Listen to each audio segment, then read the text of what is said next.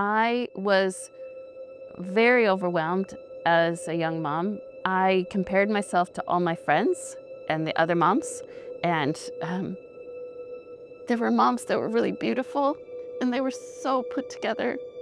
And there were moms who were really down to earth, and I knew that they were on the ground, homeschooling kind of moms, right? Who were actually on the carpet playing with their kids all day.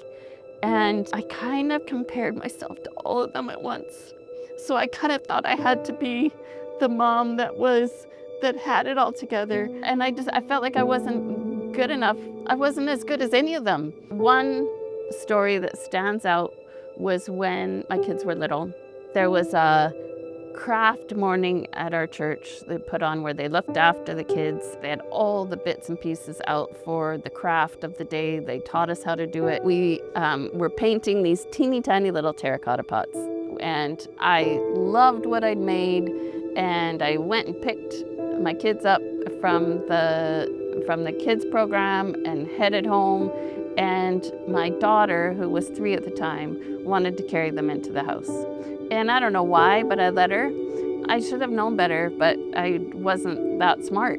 And as she's making her way into the house, they drop from her hands and break.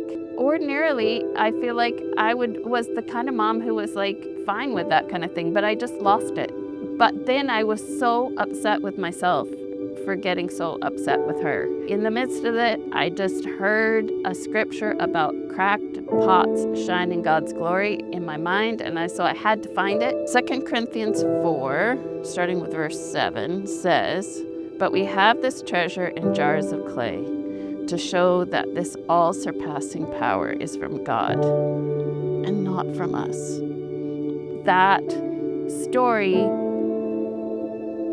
somehow meant that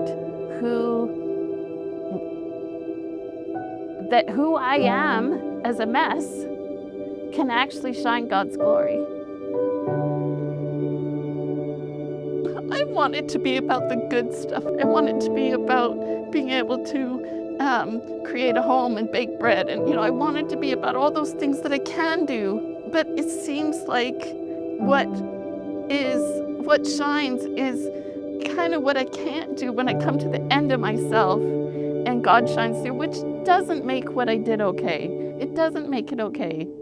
But in the midst of it, God shines and he shows up and he heals so that I've asked her recently, she doesn't even remember that it happened.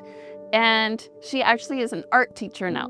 So I don't know how he manages, but time and time again, when I have messed up is when he actually goes, "Okay, Sarah, you got to the end of yourself now? Okay, now we can get going."